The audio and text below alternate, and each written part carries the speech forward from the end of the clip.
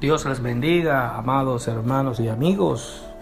Qué bueno es encontrarnos nuevamente. Vamos hoy a tener un estudio bíblico como de costumbre. En esta ocasión vamos a seguir trabajando con Daniel, el libro de Daniel. Daniel fue un profeta de la antigüedad que Dios lo usó en gran manera desde joven y vivió casi toda su vida en el exilio.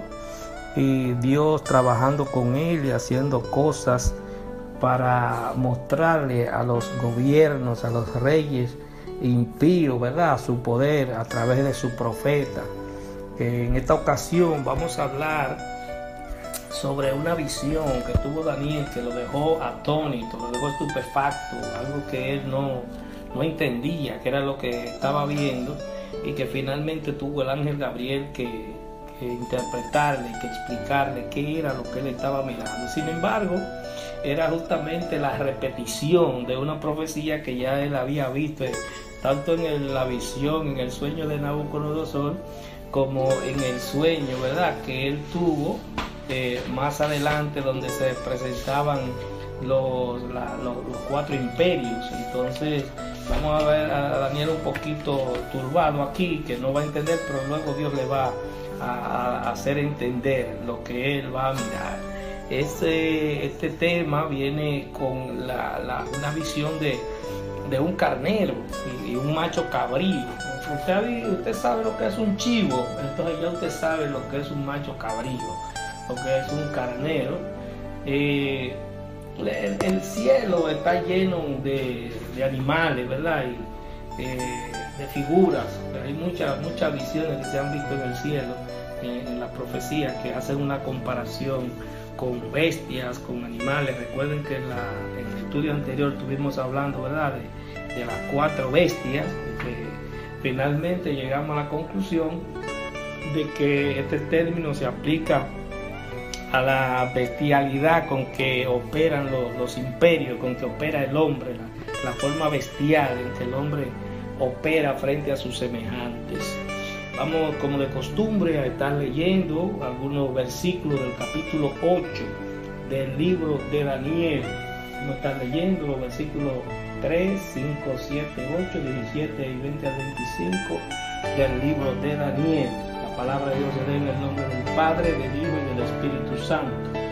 Dice así: alcé los ojos y miré, y he aquí un carnero que estaba delante del río, y tenía dos cuernos, y aunque los cuernos eran altos, uno era más alto que el otro, y el más alto creció después. Vi que el carnero hería con los cuernos al poniente, al norte y al sur, y que ninguna bestia podía parar delante de él, ni había quien escapase de su poder, y hacía conforme a su voluntad y se engrandecía. Mientras yo consideraba esto, he aquí un macho cabrío venía del lado del poniente sobre la faz de toda la tierra, sin tocar tierra, y aquel macho cabrío tenía un cuerno notable entre los ojos, y lo vi que llegó junto al carnero, y se levantó contra él y lo hirió, y le quebró sus dos cuernos, y el carnero no tenía fuerza para pararse delante de él. Lo derribó por tanto en tierra y lo pisoteó, y no hubo quien librase al carnero de su poder. Y el macho cabrío se engrandeció sobremanera, pero estando en su mayor fuerza, aquel gran cuerno fue quebrado, y en su lugar salieron otros cuatro cuernos notables hacia los cuatro vientos del cielo. Vino luego cerca de donde yo estaba, y con su venida me asombré y me postré sobre mi rostro. Pero él me dijo: entiende, hijo de hombre, porque la visión es para el tiempo del fin. En cuanto al carnero que viste, que tenía dos cuernos, estos son los reyes de Media y Persia. El macho cabrío es el rey de Grecia, y el cuerno grande que tenía entre sus ojos es el rey primero.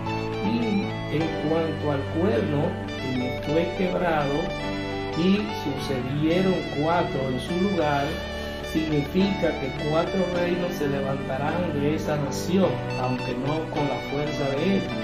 Y al fin del reinado de estos, cuando los transgresores lleguen al colmo, se levantará un rey altivo de rostro y entendido en enigmas, y su poder se fortalecerá, mas no con fuerza propia, y causará grandes ruinas, y prosperará, y hará arbitrariamente, y destruirá a los fuertes y al pueblo de los santos. Con la sagacidad hará prosperar el engaño en su mano, y en su corazón se engrandecerá, y sin aviso destruirá a muchos, y se levantará contra el príncipe de los príncipes, pero será quebrantado, aunque no por mano humana. Bendito sea el nombre del Señor. Si ustedes han estado dando seguimiento, ¿verdad?, a los estudios que hemos venido dando, van a poder darse cuenta que todo está dicho ahí referente a los 4 imperios, que vio Nabucodonosor en su visión en la estatua cuya cabeza era de oro, que era representada por su imperio, por él mismo, por el imperio babilónico. Es importantísimo, mis amados, que tengamos pendiente que esta profecía de Daniel, hay una parte final que se refiere a lo que va a ocurrir en los últimos tiempos, a ese reinado que es en el que estamos actualmente, de acuerdo a los periodos, ¿verdad? De ese reinado fuerte en que empieza con el Imperio Romano un par de siglos antes de Cristo y que se extiende hasta el final. Pero como le decía en el estudio anterior, va a haber una manifestación en un hombre que aquí al final Daniel lo describe, que dice que se levantará contra el príncipe de los príncipes. El príncipe de los príncipes es Jesucristo. Entonces Satanás, encarnado en un hombre, se va a querer levantar. Dice que va a golpear, a destruir al pueblo de los santos. O sea, de hecho, en un periodo anterior, en el año 70 de nuestra era, el año 70 después de Cristo, él destruyó lo que era el pueblo de Israel. Tuvieron que salir despavoridos, quemaron el templo, quemaron todos los símbolos. En fin, que hubo un golpe mortal, que se puede decir mortal, a lo que es el pueblo de Israel. Sin embargo, sabemos que el pueblo de Israel representa el reloj profético de Dios, y al final Dios le va a dar la victoria. Entonces, amados, es importante que esta visión que Daniel puede ver para el futuro era como una forma de Dios darle ánimo al pueblo, pues el pueblo estaba cautivo y él quería que no se desanimaran y que había una esperanza, que Dios iba a regresar al pueblo a su tierra. Dios le hacía esa promesa a Daniel para que él se la hiciera al pueblo, en el sentido de que todo iba a estar bien. Para los hijos de Dios, todo lo que le pasa es para bien. Todo lo que le ocurrió a Jesucristo, ¿verdad? Quizás lo vimos como algo terrible, lo que le ocurrió fue algo para bien, porque por el sacrificio de él nosotros tenemos esperanza de salvación. Lo que le pasó a los discípulos, que todos murieron, excepto Juan, de una manera violenta, fue para bien de la iglesia, para el crecimiento de la iglesia. La sangre de esos mártires han sido abonos que sirven para el crecimiento de la iglesia. Cuando mataban un seguidor de Cristo se convertían 10,000. Entonces eso era algo que hacía bien a la iglesia. Así le estaba haciendo bien al pueblo de Dios esta situación en que ellos estaban por su desobediencia sometidos al yugo, ¿verdad?, de estos países, de estos imperios. Vemos cómo en Daniel 8 se describe esta situación, que es la que nosotros tenemos que ver en detalle. Ese carnero que él vio era el imperio que estaba en el momento. Ese carnero entonces tenía 2 cabezas. Estamos hablando de que el imperio medo-persa es el que sustituye al imperio babilónico, ¿verdad? Entonces tiene dos cuernos, es como una bestia, ¿verdad? Es como un estado que tiene dos fuerzas, un estado unido, ¿verdad? Dos estados unidos que constituyen uno, pero son dos pueblos diferentes, los medios y los persas. Entonces, él está mirando esto y él no sabe lo que esto significa.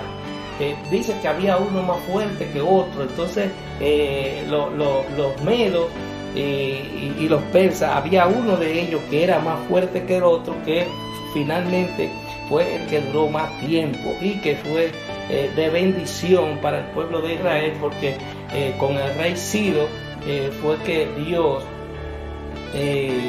ordenó que fuera reconstruido el templo y que volvieran los judíos a su tierra. Entonces, esto que tenía preocupado a Daniel era algo bastante fácil para Dios, porque Dios tenía el control y sabía lo que estaba pasando. Dios es el creador de la historia, mis amados. Por más que nosotros veamos que la situación aparentemente está fuera de control en el mundo, Dios está en control. Puede estar fuera de control para los hombres, pero para Dios no. Asimismo, nuestras vidas, cuando nosotros vivimos entregados a Cristo, están bajo el control del Espíritu Santo. No tenemos nada de qué preocuparnos, mis amados. Solamente tenemos que creer en el Señor, confiar en Él y estar sujetos a su voluntad. Entonces, dice él que él vio junto al carnero, que estuvo junto al carnero y se levantó, y cuando vio que otro lo hirió y le quebró sus cuernos. Entonces, esos dos cuernos fue cuando el imperio griego, ¿verdad?, arremete contra el imperio medo-persa y lo subyuga, ¿verdad?, lo invade, lo ocupa, y surge ese imperio griego con este gran guerrero, Alejandro Magno, que siendo prácticamente un muchacho joven, pudo conquistar gran parte de lo que era el mundo conocido en ese tiempo, del Oriente Medio y el Oriente Cercano. Estuvo bajo su influencia, pero murió bastante joven. Alejandro murió a los 32 años y su poder quedó dividido entre 4 de sus generales. Esos 4 generales se dividieron el imperio, por eso habla, dice que venían de los 4 vientos, ¿verdad? Entonces los 4 vientos, norte, sur, este, oeste, ellos tenían control de lo que representaba el mundo conocido en ese entonces. Dice que vino cerca de donde estaba y que él se asombró cuando vio eso y se postró sobre su rostro, pero fue cuando vio al ángel Gabriel que se acercó a él. Entonces le dijo: mira, hijo de hombre, entiende, la visión es para el tiempo del fin. O sea, tú estás mirando cosas que no van a ocurrir en el momento que tú lo estás mirando. Nosotros estamos mirando cosas que quizás no ocurran ahora mismo, pero dentro de 10 años, 15 años, 20 años ocurran. Profecías, ¿verdad?, que están en el apogeo de su cumplimiento, pero que todavía no han llegado a la culminación. Entonces es posible que pasen algunos años para que se cumplan, pero hay algunas que se están cumpliendo justamente en este momento en nuestras vidas y en el mundo. Entonces yo siempre le he dicho a ustedes, mis amados, que no se dejen engañar por las personas que entienden que no se debe leer las escrituras, que no se debe escudriñar en profundidad la profecía. Sí, hermano, estudie la profecía, lea la profecía, investigue la profecía, porque todos los cristianos debemos estar al tanto de lo que está pasando, y es lo que nos aumenta nuestra fe cuando vemos lo que está ocurriendo, que Jesucristo dijo lo que iba a ocurrir, que Daniel dijo lo que iba a ocurrir, que Isaías dijo, y todas esas cosas se han venido cumpliendo. Por ejemplo, estas cosas que Daniel vio en principio, una parte de ellas se cumplió exactamente, se cumplió perfectamente en el año 161 a.C., porque cuando se repartieron esos 4 reinos, hubo uno de ellos que le tocó ocupar a Israel, y era el famoso Antíoco Epifanes IV, cuarto Epifanes, que fue algo terrible. La influencia que él tuvo en Israel fue algo tan terrible que hasta los religiosos cambiaron de actitud y se doblegaron ante este hombre que impuso lo que era la cultura religiosa griega entre los judíos. Hubo una división en el pueblo porque una parte de los judíos se integraron al gobierno y no hicieron como Daniel y sus 4 amigos que no transigían en sus creencias, no transigían en lo que era la adoración a Dios. En ese tiempo, en el año 161 a.C., cuando esa invasión ocurrió, muchos sacerdotes, fariseos, entonces se integraron a lo que era la invasión y se pusieron al servicio de Antíoco Epifanes. Miren, mis amados, eso fue tan terrible que habían cosas que no tenían precio, que no tenían forma de transigir sobre ellas, que era en los judíos guardar el sábado, ¿verdad? Y ellos, la circuncisión eran cosas, ¿verdad?, del pueblo judío, que no había forma de negociar eso. Sin embargo, ellos permitieron que Antíoco Epifanes le impusiera pena de muerte a los que se circuncidaban y a los que guardaban el sábado. Entonces, es bueno nosotros entender, mis amados, que siempre el cristiano está en riesgo, así como tuvo en riesgo el pueblo judío de que se le intentaran y se le impusieran cosas diferentes a lo que es la palabra de Dios. Así nosotros los cristianos también estamos en cualquier momento puestos a la disposición, sin quererlo, de personas que van a intentar cambiar nuestra forma de pensar. Y una prueba de ello es que las iglesias que se comprometan con leyes, ¿verdad?, de hombre, van a tener que cumplir con leyes de hombre. Por ejemplo, yo recuerdo que cuando se estaba tratando el tema de que las iglesias deberían casar y que se debían dar registro civil, había muchas iglesias cristianas que estaban batallando para que se le asignara, ¿verdad?, una cuota, en el sentido de que ellos pudieran casar y hacer acta de nacimiento. Pero lo que ellos no prevén es que esos matrimonios legales, cuando usted se compromete a hacerlo, cuando vengan la autorización por ley de que usted tenga que casar un hombre con un hombre, una mujer con una mujer, usted no va a poder oponerse porque usted está sujeto a las leyes, ¿verdad? Entonces ahí vendrá un conflicto. Mientras que si usted no acepta eso, no va a tener ese problema. Usted lo que hace es que bendice las parejas de hombre y mujer que quieran casarse, que quieran unirse por el vínculo del matrimonio, y que no necesariamente tengan que tener el documento, que es el contrato mediante el cual la gente hace un acuerdo para separarse. Los cristianos casi no reparan en eso, de que cuando usted se casa por el juez civil, como le dicen, que es el oficial civil, usted está firmando un acuerdo, pero es para que se legalice el divorcio cuando venga. Cuando usted se casa en Cristo, cuando usted se casa en la iglesia, usted se casa para siempre. Entonces usted no necesita eso en términos de, usted podrá hacerlo y tiene su papel ahí, pero eso usted no lo va a usar, porque incluso ahora mismo, con esta libertad y este reconocimiento que hay del individualismo que está arropando la humanidad, ya no se necesita matrimonio para usted tener derechos. Ya no hay hijos ilegítimos e ilegítimos, ya todos los hijos son legítimos, no importa que nazcan en un hogar, que nazcan de una relación fuera por ahí, porque hay un individualismo, ¿verdad?, que se está imponiendo en las sociedades en estos momentos. Entonces el matrimonio, lo que vale en el matrimonio espiritual, en el matrimonio de un hombre y una mujer de Dios, es que haya un compromiso en ellos y un compromiso frente a la iglesia de que esa unión es santa, de que esa unión no se unió y que mañana por intereses o por desacuerdo se van a separar, sino que esa unidad será para siempre. Entonces, amados del Señor, esta visión que está teniendo se cumple en esa parte con Antíoco Epifanes y con el pueblo de Israel, que va a estar bajo el yugo, ¿verdad?, de este emperador, de los 4 que salieron del imperio griego.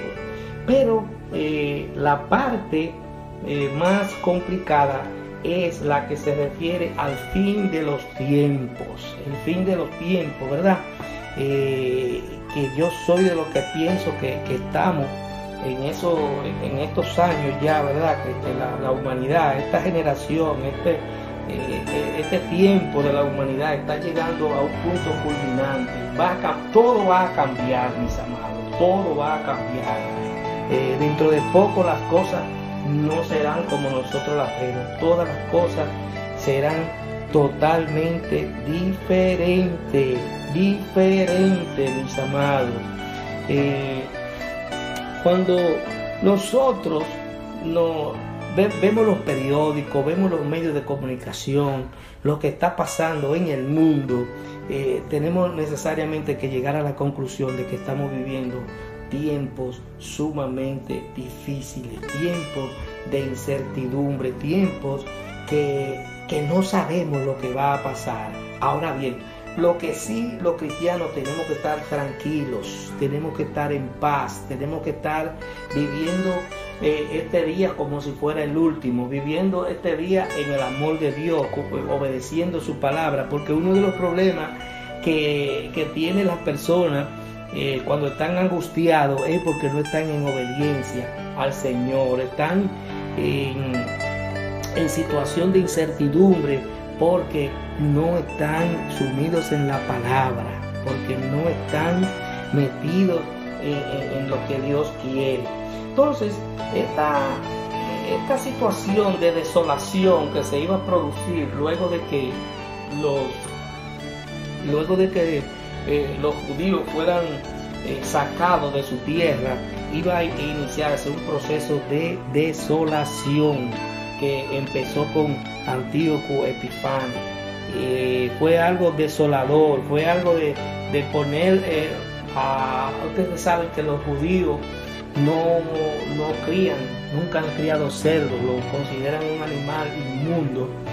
Sin embargo, este hombre, Antíoco Epifanes, hizo sacrificio de cerda, donde solamente se sacrificaban animales limpios, como una forma de burla a lo que era el rito a Dios en aquel tiempo. De suerte que ya nosotros no necesitamos sacrificar nada.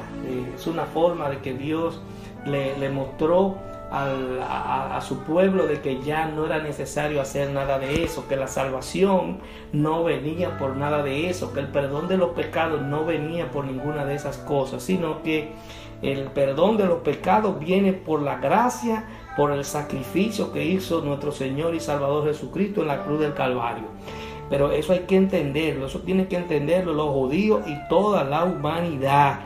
Entonces, cuando el ángel le está diciendo a Daniel que eso que está él viendo en la visión es para el fin de los tiempos, nos está diciendo a nosotros que ese tiempo ha llegado, que ese tiempo en el que han transcurrido mucho más de 2000 años está llegando ya lo que son los momentos finales de la historia, los tiempos de la historia tal y como la conocemos. Dios está preparando el cambio. Habrá un cambio en los próximos años, ¿verdad?, que se establecerán luego de que se manifieste el anticristo, luego de que se manifieste el hijo de perdición. El hijo de perdición se manifestará y, como dice ahí, afectará al pueblo judío. No habrá quien se oponga contra él. Él va a desmenuzar a todo el que se le enfrente y intentará, mis amados, porque no es que lo va a hacer, intentará destruir al príncipe de los príncipes, pero hasta ahí va a llegar su su fama, ¿verdad? La fama de Satanás va a llegar hasta ahí, hasta cuando quiera destruir al príncipe de los príncipes, que es nuestro Señor y Salvador Jesucristo. La Biblia aclara muy bien todo lo que va a ocurrir, todo lo que ha ocurrido. Y a mí me da mucha pena de gente, ¿verdad? Que son estudiosos de la historia y viven inventando cosas, pero donde está el centro de todo, mis amados, donde está la interpretación de todo lo que ocurre en la humanidad, de toda la historia, es en las Sagradas Escrituras. Cuando en el siglo XVI aparece un hombre diciendo que la tierra era redonda, sin embargo, 1500 años atrás usted encuentra que la Biblia registra que los pies de Jehová descansan sobre la circunferencia de la tierra. Entonces imagínense, cosas que el hombre, pero es por la oscuridad, es porque el hombre quiere saber más que Dios, y nadie puede saber más que Dios, mis amados. Dios es quien lo sabe todo. Dios es el centro de todo. Dios es quien tiene control de todo. Entonces nosotros tenemos que confiar en que todo lo que está pasando, todo lo que va a pasar, Dios está en control. Dios está en control, amado del Señor, de todo lo que está ocurriendo y de lo que va a ocurrir. Entonces, la historia nos dice, ¿verdad?, que de Dios es el poder, que Él es quien tiene control de todas las cosas, que en Él es en quien debemos confiar, que si confiamos en Él vamos a estar seguros, si confiamos en Él y obedecemos su palabra, vamos a tener una esperanza de vida eterna. Eso era lo que yo quería decirle en este estudio de hoy, en el cual el profeta Daniel se vio un poco turbado por lo que estaba viendo, pero que el ángel Gabriel, ¿verdad?, quien ha tenido una participación extraordinaria en la historia, pues se le puede ver tanto en otros episodios de Daniel como en lo que tenía que ver con el anuncio a María del nacimiento de Jesús en su vientre. Gabriel le dio esta revelación, lo guardó, lo protegió, y el Señor nos protegerá y nos guardará a nosotros. No importa las situaciones de crisis que se avecinen, las situaciones de crisis que vengan, Dios estará con nosotros. Pero las profecías se van a cumplir, pero nosotros no debemos tener miedo. Mientras otros tengan miedo, estén asustados, nosotros no debemos estar asustados, porque el Rey de Reyes y Señor de Señores está con nosotros. Está con nosotros para guardarnos. Que Dios les bendiga, Dios les guarde, y vamos a orar. Padre, en el nombre de Jesús, te damos gracias por tu amor y tu misericordia. Gracias por la revelación de tu palabra. Oh Señor, te pedimos que sea tú obrando en cada vida que ha estado escuchando este estudio. Te pedimos, Señor, que si hemos dicho algo que no sea de tu agrado, que tú lo borres en el aire, Señor, y que solamente llegue la palabra que tú quieres que llegue y que sea de bendición para nuestros hermanos. En el nombre de Jesús, glorifícate, Señor, en cada vida, en cada hermano, en cada amigo. Amén.